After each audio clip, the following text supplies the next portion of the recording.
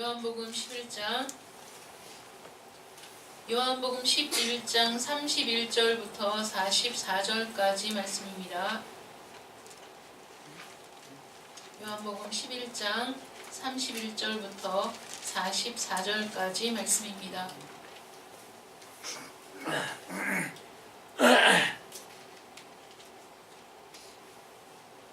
다 찾으셨으면 봉독해 드리겠습니다.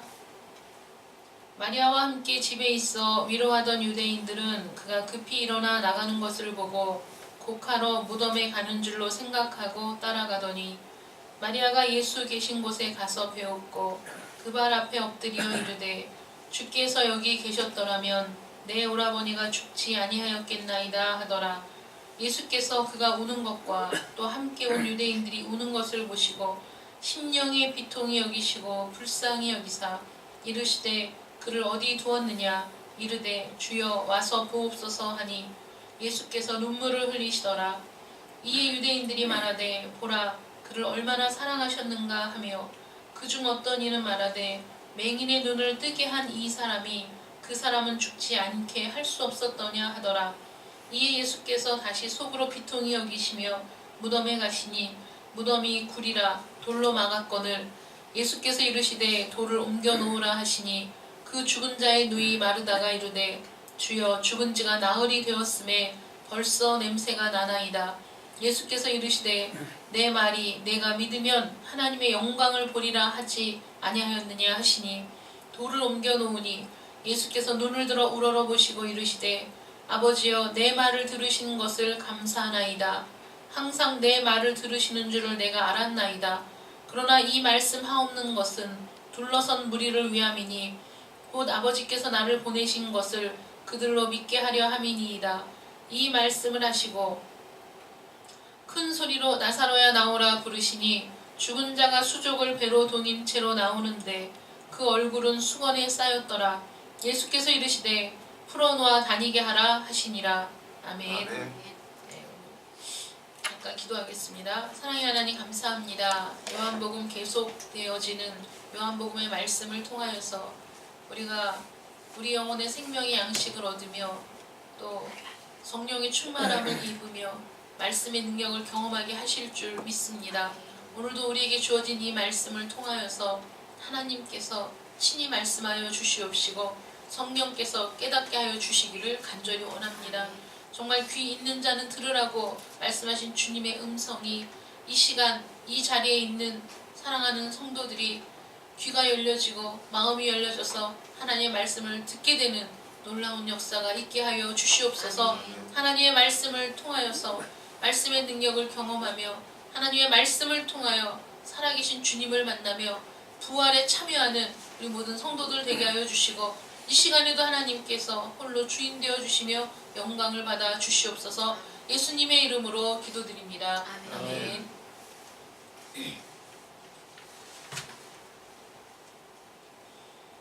한 주간도 평안하셨죠? 일주일 만에 보는 얼굴도 있고 매일 보는 얼굴도 있습니다. 이 한 시간 하나님 앞에 예배를 드리는 시간에 여러분들 집중하시고 여러분 여러분들의 힘, 정성을 다해서 드리는 예배의 시간이 되시기를 축복합니다. 영어로 패션은 열정이라는 뜻입니다. 아시죠? 우리 젊은 청년들은 PASSION, 패션, 열정이라는 뜻입니다. 이 패션에서 첫 번째 알파벳 P를 대문자로 쓰면 이 패션은 그리스도의 순환이 됩니다. 순환을 뜻하는 단어가 됩니다. 목적 없는 열정은 방황일 뿐이고 목적 있는 열정은 분명한 방향을 향해 나아가기에 목적 있는 방향이 있는 열정을 갖고 있는 사람들은 그 앞에 어떠한 고난이 와도 두려워하지 않습니다. 우리 주님께서 나는 아버지께로부터 세상에 왔다가 다시 아버지께로 돌아간다고 말씀하셨습니다. 어디서 와서 어디로 가는지를 분명히 알고 이 세상에서 오신 분이 우리 주님이시죠. 이 주님께서 양으로 생명을 얻게 하고 풍성히 얻게 하기 위해 오셨다고 또 말씀하셨습니다. 우리 주님이 이 목적을 가지고 이 세상에 오셨고 이 목적이 이끄는 분명한 방향을 향해서 나아갈 때 고난을 두려워하지 않으셨습니다. 고난이 목적이 아니라 고난 뒤에 우리에게 주실 영원한 부활의 생명과 불멸의 생명이 목적이기 때문입니다. 믿음의 주요 또 온전하게 하시는 이인 예수를 바라보자 그는 그 앞에 있는 기쁨을 위하여 십자가를 참으사 부끄러움을 개의치 아니하시더니 하나님 보좌 우편에 앉으셨느니라. 히브리서 12장 2절 말씀이죠. 그 앞에 있는 기쁨을 위해서 그 기쁨이 목적이기 때문에 십자가를 개의치 않으셨어요. 부끄러움을 개의치 않으셨어요. 십자가의 고난을 참으셨어요. 목적을 향해 나아가는 열정을 갖고 있는 사람들은 그 목적, 그 목표가 분명하기 때문에 그 목표를 이루기 위한 어떠한 고난도 감수할 준비가 되어 있는 사람이죠. 예수님을 사랑하지만 온전하지 못한 믿음을 갖고 있던 마르다는 이 예수님의 능력을 제한하고 또 부분적으로 불신했습니다. 부활에 대한 믿음이 있는 것처럼 보였지만 또 부활의 소망과 그 생명의 능력으로 충만한 삶을 살지 못했습니다. 이 마르다에게 주님이 이렇게 말씀하시죠. 우리 지난주에 함께 나누었던 말씀인데 예수께서 이르시되 나는 부활이요 생명이니 나를 믿는 자는 죽어도 살겠고 무릇 살아서 나를 믿는 자는 영원히 죽지 아니하리라 이렇게 말씀하십니다. 예수님은 부활과 생명의 원천이시고 불멸의 삶에 대한 약속이 미래의 어느 시점이 아니라 바로 지금부터 이어지는 축복이라는 것을 깨닫기를 원하셨습니다. 그것에 대해서 네가 정말 믿고 있느냐, 확신하느냐, 동의하느냐 라고 물으셨을 때 이 부활의 약속과 영생에 대한 그 소망을 분명히 우리가 믿을 때 현재의 고통과 고난은 기꺼이 감수할 수 있을 뿐만 아니라 그것이 우리에게 큰 영향을 끼치지도 않는다는 겁니다. 부활에 대한 약속, 영생에 대한 소망, 그것이 저 미래의 어느 시점이 아니라 바로 지금 이 순간부터 시작되는 것이고 지금 나에게 그 부활의 생명이 있음을 확신하는 자마다 지금 내가 누리는 삶이 이런데 장차 나에게 완전히 주어질 그 부활과 불멸의 생명이 어떤 것인가를 바라보는 자들마다 지금 나에게 다가오는 고난 이거는 아무것도 아닌 거죠. 그래서 수많은 신앙의 위인들이 우리 믿음의 선진들이 수많은 고난과 환난에도 불구하고 믿음을 지킬 수 있었던 겁니다. 주님의 이 질문에 대해서 마르다는 주는 그리스도시요 세상에 오신 하나님의 아들이십니다 라는 신앙 고백을 하게 되고 마리아를 찾아가서 얘기합니다. 주님이 선생님이 너를 찾으신다 이렇게 얘기하죠. 예수님이 찾으신다는 말에 즉시 마리아는 모든 것을 제쳐두고 주님께 달려나갑니다. 이 마리아가 즉시 급하게 뛰어나가는 것을 본 유대인들이 마리아가 곡하러 무덤에 가는 것이라고 생각을 하고 또 그 유대인들이 따라 나갑니다. 마리아는 예수님을 만나자마자 그 발 앞에 엎드려서 하염없이 눈물을 흘립니다. 마르다는 활발하고 활동적인 사람이라 말도 많았지만은 마리아는 마르다보다 훨씬 말이 적은 대신에 그 슬픔을 온몸으로 나타낸 거죠. 그 발 앞에 엎드려서 하염없이 눈물을 흘리면서 주께서 여기 계셨더라면 내 오라버니가 죽지 아니하였겠나이다. 여러분 사실 이것도 대단한 믿음이라고 생각하지 않습니까? 주님만 여기 계셨더라면 우리 오라버니는 분명히 살았을 텐데 라는 믿음인 거죠. 사실 우리는 이 정도의 믿음도 갖고 있지 않은 사람들이 많을 것 같습니다. 여러분들은 어떤 믿음이십니까? 여러분들은 정말 주님이 살아계시고 주님이 우리의 구세주가 되시고 주님이 정말 창조주로서의 능력을 갖고 계시기 때문에 우리가 주의 이름으로 간구하는 것들을 다 들으시고 응답하신다고 믿으십니까? 우리의 믿음은 지금 어떤 상태입니까? 우리의 믿음은 어떤 상태이죠? 아까 우리 장로님이 요즘 기도 제목이 믿음이라고 말씀하시면서 구주 예수 의지함이 그 찬양을 불렀잖아요. 제가 그 찬양을 딱 보면서 맨 아래 찬양에 대한 그 작시자에 대한 설명을 봤을 때 그 남편이 5살 난 외동딸과 바닷가에서 놀다가 한 소년이 빠져서 허우적대는 걸 보고 구하러 들어갔다가 남편이 익사당한 뒤에 얼마나 슬픕니까? 얼마나 고통스럽습니까? 하나님 앞에 눈물로 기도하는데 하나님의 강력한 위로하심을 경험했다는 거예요.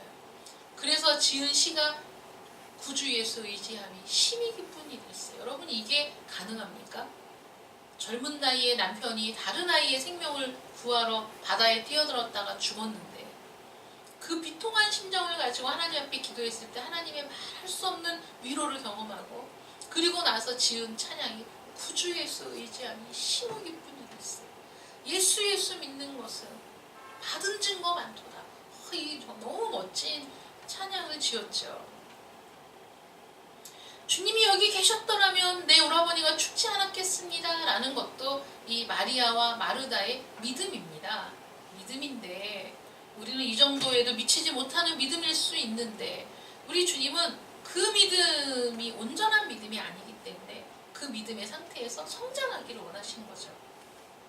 마리아가 겸손히 간구하는 자세로 그 발 앞에 엎드렸습니다. 예전에도 마리아는 예수님의 발치에 앉아서 예수님의 말씀을 들은 적이 있었는데 지금은 또 다른 목적으로 주님의 발 앞에 엎드린 거죠. 여러분, 우리가 평안한 날에, 즐거운 날에, 아무 일도 없는 때에 주님 발 앞에 엎드려 주님의 말씀을 듣기 위해 그 발 앞에 앉은 자들만이 환난의 날에, 슬픔의 날에 그 발 앞에 또 엎드릴 수 있는 겁니다. 우리가 환난을 당하면 주님께 돌아올 것 같아도 우리 완악한 사람들은 그렇지 않습니다. 환난의 날에 더 하나님을 욕하고 돌아가는 사람들도 많이 있습니다. 우리가 환난을 당할 때 우리는 죄에 대해서 참회하고 내 자신을 낮추는 가운데 우리 자신을 주님께 온전히 맡기고 엎드려야 됩니다. 마리아가 주님 발 앞에 엎드린 것은 주님에 대해서 갖고 있던 존경심, 공경심의 표현입니다. 유대인들이 보고 있는데도 개의치 않고 엎드렸습니다. 누가 보든 상관이 없었어요. 마리아는 그리스도에 대한 공경심을 고백하는 것을 전혀 부끄러워하지 않았습니다. 우리는 우리가 전혀 부끄러워해야 할 이유가 없는 그런 분을 우리 주님으로 섬기고 있음을 감사해야 됩니다. 어떤 사람은 아내가 부끄러워서, 어떤 사람은 남편이 부끄러워서, 때로는 어떤 사람은 자기 자녀가 부끄러워서 사람들 앞에 내놓지 못하는 사람들도 많이 있는데 우리 주님은 아무리 주님을 핍박하는 유대인들이 있다고 할지라도 아무리 주님에 대해서 험담을 하는 자들이 많이 있다고 하더라도 난 우리 주님이 전혀 부끄럽지 않은 거죠. 우리 주님은 전혀 부끄러워해야 할 이유가 없는 그런 분이십니다. 그렇기 때문에 유대인들이 보고 있는 가운데서도 그 발 앞에 엎드려서 주님 앞에 지금 눈물로 자신의 심정을 고백하고 있는 거죠. 마리아가 슬픔에 잠겨서 주님이 여기 계셨더라면 하고 주님을 원망할 때 예수님은 그 심령의 비통이 여기셨다는 거예요. 마리아를 불쌍히 여기셨다는 거예요. 이것은 슬픔에 잠겨있는 친구들에 대한 아주 따뜻한 연민의 표현이죠. 우리 내면의 깊은 곳에서 아주 그냥 그 말할 수 없는 그 신음이 터져나오는 그런 환난 중에 있는 교회가 또는 성도들이 간절하게 구하는 게 무엇입니까, 여러분? 내가 죽게 생겼을 때 간절하게 구하는 게 뭐죠? 하나님, 제발 나를 불쌍히 여겨주십시오. 긍휼히 여겨주십시오. 하나님의 긍휼과 자비를 구하지 않습니까? 이사야 63장 15절에 주께서 베푸시던 간곡한 자비와 사랑의 모습이 바로 이 주님의 모습입니다. 비통히 여기십니다. 내 발 앞에 와서 엎드려 울고 있는 그 마리아를 보면서 깊은 연민을 느끼시고 불쌍히 여기셨다는 거죠. 그 모습. 주님은 거짓없이 우리를 사랑하시고 우리에게 연민을 갖고 계십니다. 그래서 비통히 여기신 거예요. 여러분, 내가 너무 극심한 고통으로 눈물을 흘릴 때 우리 주님이 함께 운다고 생각해 보세요. 이것만한 위로가 어디 있습니까? 내 마음을 너무나 잘 아시는 거죠. 나와 가장 가까운 사람조차도 내 마음을 이해 못할 때가 많은데 우리 주님은 내 마음을 너무 잘 아셔요. 내 눈물에 우리 주님의 그 불쌍히 여김의 눈물이 같이 흐르고 있는 겁니다. 우리 주님이 비통히 여기시면서 마리아에게 나사로를 어디 두었냐고 물으시며 무덤을 찾을 때에도 주님은 눈물을 흘리셨습니다. 죽은 나사로를 찾으며 흘리신 이 눈물은 타락한 인간이 죽음의 세력에 결박되어 있는 것을 너무나 안타깝게 여기시고 또 너무나 분노하신 거죠. 이 죄 가운데 사람이 죽을 수밖에 없는 존재가 되었다는 것, 이 죽음의 세력에 종속되어 있다는 것, 이 죽음의 세력을 어찌할 수 없는 거예요. 우리 인간들은 다 죽을 수밖에 없습니다. 우리 인간의 질고와 슬픔을 짊어지시고 사망과 죄의 권세를 깨뜨리시려고 이제 우리 주님이 이 세상에 오셨는데, 죄와 허물 때문에 죽음을 벗어날 수 없는 인간에 대한 연민, 그 죽음의 세력에 대한 분노로 우리 주님이 오신 것입니다. 예수님께서 이렇게 우시는 모습을 본 사람들이 그것을 어떻게 바라봤느냐. 첫 번째, 많은 유대인들이 이렇게 얘기했습니다. 보라, 그를 얼마나 사랑하셨는가. 야, 예수가 나사로를 얼마나 사랑했으면 저렇게 우실까? 이렇게 얘기한 거예요. 예수님이 나사로의 죽음을 두고 우셨을 뿐인데도 사람들은 보라, 그를 얼마나 사랑하셨는가. 봐, 야, 저렇게 우는 거 봐봐. 진짜 나사로를 사랑했나 봐. 이렇게 얘기합니다. 그리스도께서는 우리를 위해서 자기 자신의 생명을 버리셨습니다. 여러분들을 위해서 생명을 버리셨어요. 여러분들을 위해서 십자가에 달리셨습니다. 우리는 이렇게 얘기해야 되지 않겠습니까? 보라, 그가 우리를 얼마나 사랑하시는가. 이보다 더 큰 사랑이 없도다. 우리 이렇게 마땅히 고백해야 되지 않습니까? 누가 우리를 위해 죽어줄 수 있습니까? 누가 우리의 죄책을 짊어질 수 있습니까? 누가 죽음의 권세에서 나를 구원할 수 있습니까? 우리 주님 한 분뿐이십니다. 그 주님이 우리를 얼마나 사랑하시는지 우리가 감탄하며 경배를 드리는 것이 마땅하지 않습니까? 우리는 누군가가 나에게 물질적인 도움을 줄 때에도 그 도움에 감격하면서 그 도움을 평생 잊지 못한다고 말할 때가 많이 있습니다. 그러나 물질적인 도움, 그건 비교도 안 되는 사랑을 우리가 받은 겁니다. 우리 주님의 사랑이 이렇게 어마어마하게 큰데도 불구하고 또 다른 부류의 사람들은 뭐라고 얘기하냐면, 마치 예수님의 눈물이 친구를 도와줄 수 없는 안타까움 때문에 눈물을 흘리는 것처럼 그렇게 이제 비아냥거리는 겁니다.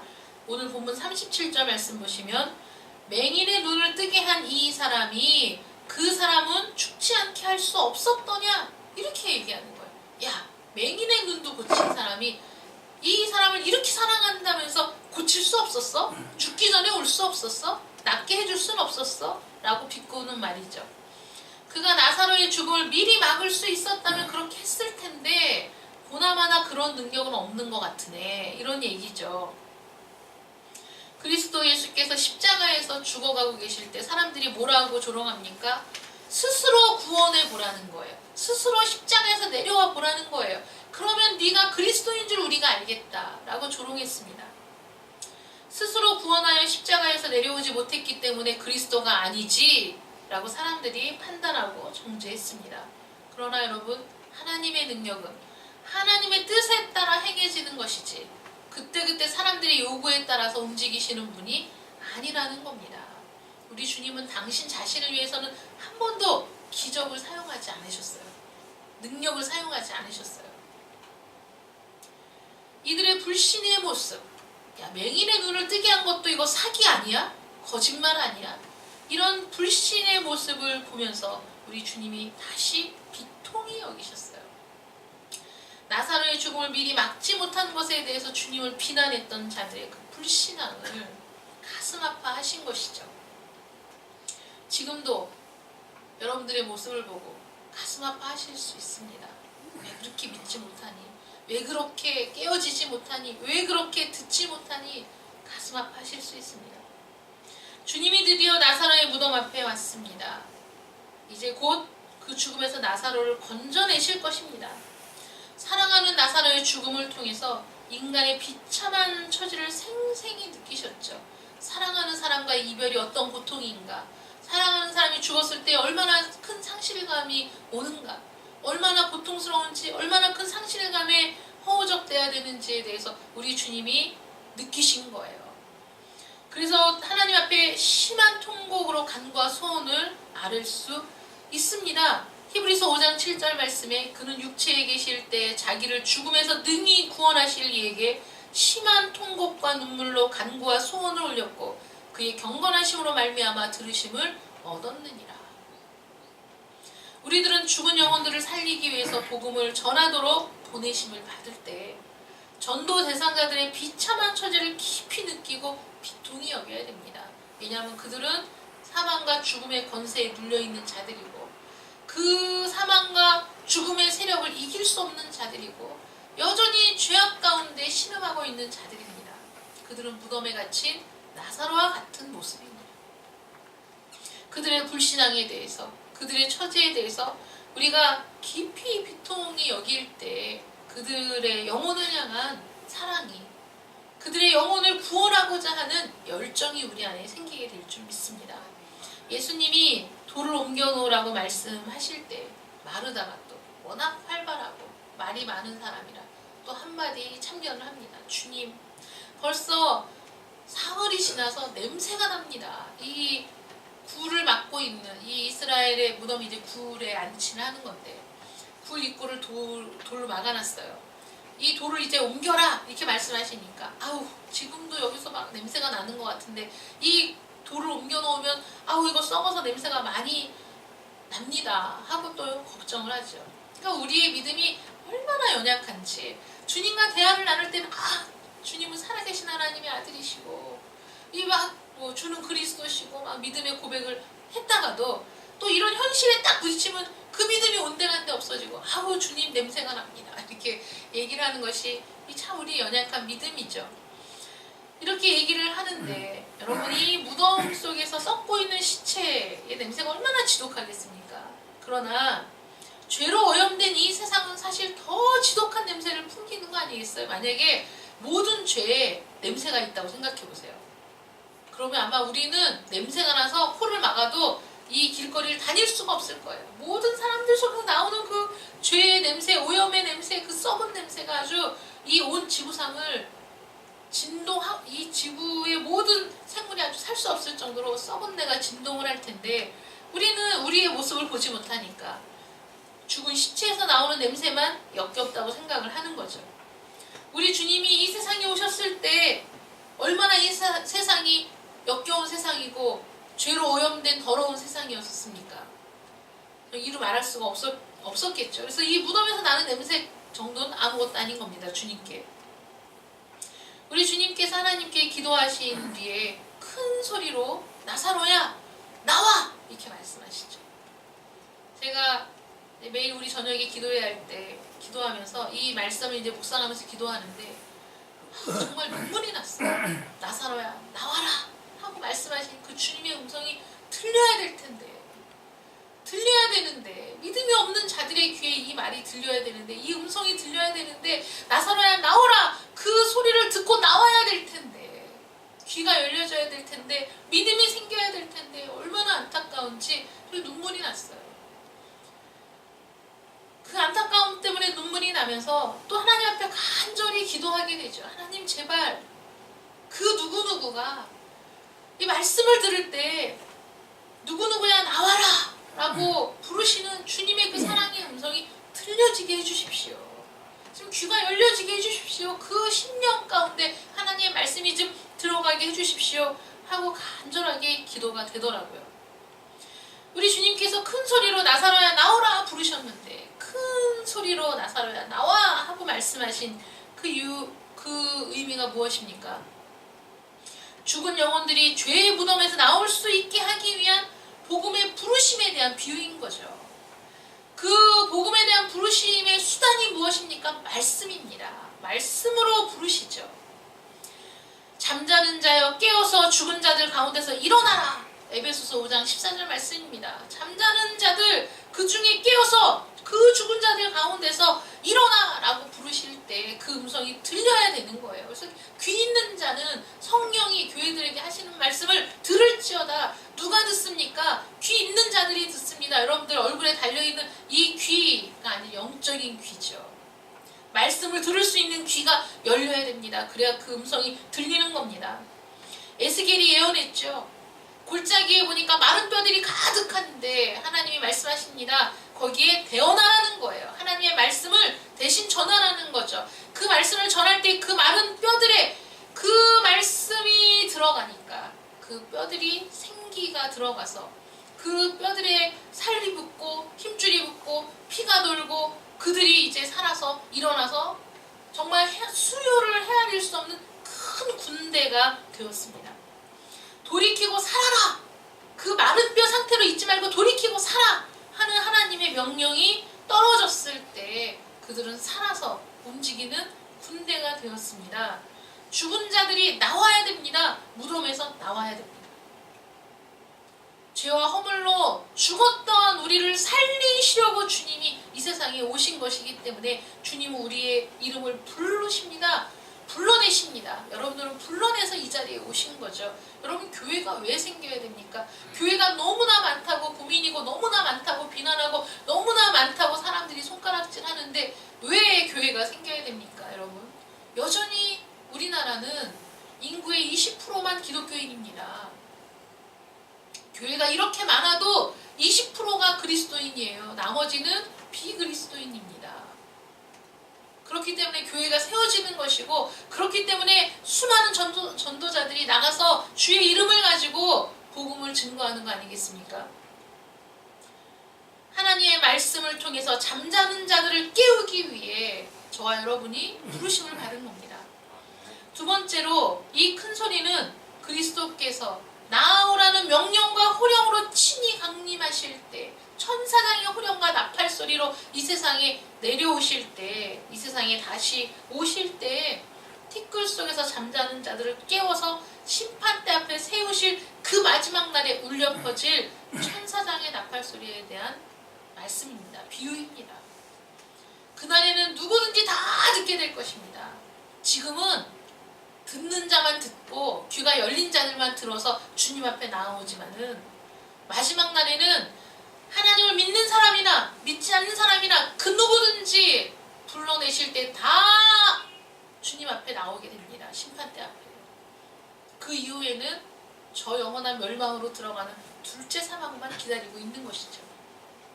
우리가 이것을 믿지 않는다면 우리의 믿음이 헛것이고 우리의 신앙생활이 여러분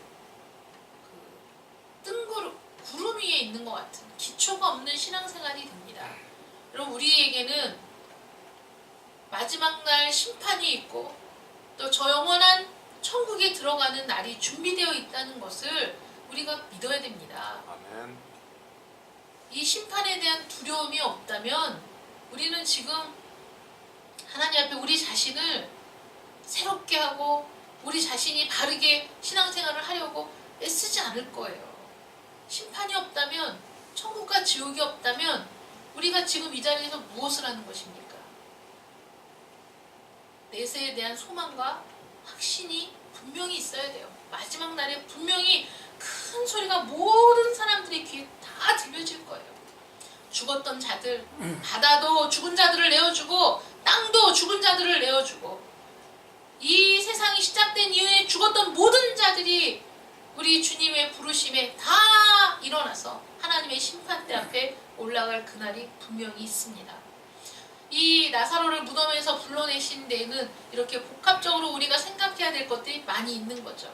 먼저는 죄와 허물로 죽었던 우리를 그 죽음의 세력에서 불러내시는 주님의 음성, 무덤에 잠자고 있던, 무덤 속에 배로 동이고 수건으로 얼굴을 싸고 누워있던 나사로도 주님의 음성을 듣고 무덤에서 나왔습니다. 우리도 죄와 허물로 죽었던 상태에서 주님의 부르심을 듣고 나왔습니다. 이 자리에 있습니다. 그리고 마지막 날에 최후의 심판 때 우리 주님께서 부르시는 모든 사람들이 다 그리스도의 심판대 앞에 서게 될 것입니다. 이 큰 소리는 비록 짧았지만 견고한 무덤을 깨뜨릴 정도로 강력한 것이었습니다. 주님은 우리가 깊이 잠든 사람을 깨울 때 하는 것처럼 나사로의 이름을 부르셨습니다. 여러분, 깨워야 되는데 잠자고 있으면 우리도 소리가 커지죠. 야! 일어나! 늦었어! 지금 빨리 일어나지 않으면 학교에 늦어! 하고 우리가 큰 소리로 불러서 깨우듯이 잠들어 있는 나사로의 이름을 부르시면서 나사로를 깨우십니다. 주님은 우리의 이름을 아십니다. 곧 창세전에 그리스도 안에서 우리를 택하사 우리로 사랑 안에서 그 앞에 거룩하고 흠이 없게 하시려고, 에베소서 1장 4절 말씀입니다. 창세전에 그리스도 안에서 우리를 선택하셨다는 거예요. 이사야 49장 1절 말씀에 여호와께서 태에서부터 나를 부르셨고 내 어머니 복중에서부터 내 이름을 기억하셨으며, 여러분들의 이름은 이미 창세전에 기억되신 바 된 이름, 여러분들의 이름은 여러분들이 어머니의 복중에 있을 때부터 아신 바 된 이름, 하나님이 선택하기로 작정하신 여러분들을 부르실 때 우리는 죄의 무덤에서 나와야 됩니다. 여러분, 나오는 거는 나사로가 나왔잖아요. 나사로가 부르실 때 나왔잖아요. 여러분, 부를 때 나와야 돼요. 우리 주님이 볼지어다 내가 문 밖에 서서 두드리노니, 두드리는 건 뭐죠? 깨우는 거잖아요. 부르시는 거잖아요. 내가 문 밖에 서서 두드리노니 누구든지 내 음성을 듣고 문을 열면이에요. 누구든지 내 음성을 듣고 문을 열어야 돼요. 가로막힌 걸 없애버려야 돼요. 무덤을 막은 굴을 굴려버리듯이 내 마음의 빗장을 열고 주님의 음성을 들을 때 우리는 나가야 됩니다. 그 무덤에서 나와야 돼요. 그 죄의 자리에서 나와야 됩니다. 그것은 그리스도께서 다시 살리신 자들이 살기에는 적합하지 않은 곳이잖아요. 왜 살았는데 무덤에 들어갑니까? 여러분, 산자가 무덤에 들어가는 거 본 적이 있으십니까? 살아있는 자는 무덤에 들어가는 게 아닙니다. 죽은 자들만 들어가는 거예요. 여러분들을 불러내셨는데 다시 그 자리로 돌아간다는 여러분들처럼 어리석은 사람이 어디 있느냐 하는 거예요. 주님의 음성을 들었을 때 나사로는 즉시 나왔습니다. 머뭇거리고 시간이 필요하지 않았어요. 즉시 나왔어요. 마지막 날 우리가 부활할 때의 변화는 이렇게 순식간에 호련히 이루어질 것입니다. 우리 주님이 부르실 때 우리는 호련히 변화되어 주님을 만날 거예요. 이 나사로의 모습은 마지막 날에 주님이 행하실 모든 일들에 대한 비유가 함축적으로 담겨 있는 것이죠. 호련히 변화되어, 호련히 살아나서, 순식간에 변화되어 순식간에 살아나서 나사로가 그 무덤에서 나왔습니다. 그냥 나온 게 아닙니다, 여러분. 생명만이 아니라 건강까지 되찾아서 나온 겁니다. 나사로는 병들어서 움직이지도 못한 채 그 병 가운데 죽은 사람이잖아요. 근데 그 무덤에서 나올 때는 건강한 모습으로 나온 거예요. 우리 주님 뭐라고 말씀하시죠? 이 수건으로 얼굴을 싸매고 배로 온몸을 동인 채로 나사로가 나왔는데 주님이 그거 다 풀어서 다니게 하라. 여러분, 병든 사람이 어떻게 다닐 수 있습니까? 우리 주님의 권능은 우리의 영육간에 온전케 하시는 능력으로 나타나는 줄 믿으시기 바랍니다. 여러분들의 생명을 온전케 하고 여러분들의 건강을 온전케 하고 여러분들이 전인격적으로 주님을 따르기에 부족함이 없는 자들로 여러분들을 불러내신 것입니다. 침상에서 벌떡 일어나서 잠을 깨치고 나오듯이 나사로는 죽음에서 그 죽음을 깨치고 일어나서 나왔습니다. 이 놀라운 사실이 여러분 우리에게 놀라운 것이 아니에요. 왜냐하면 우리도 그렇게 주님의 부르심에 응답해서 이 자리에 나왔고 이제 다시 마지막 날 심판대에서도 하나님의 심판으로 다시 둘째 사망의 해를 받는 것이 아니라 우리는 하나님의 나라에서 영원토록 하나님과 함께할 그날이 우리 앞에 있기 때문입니다.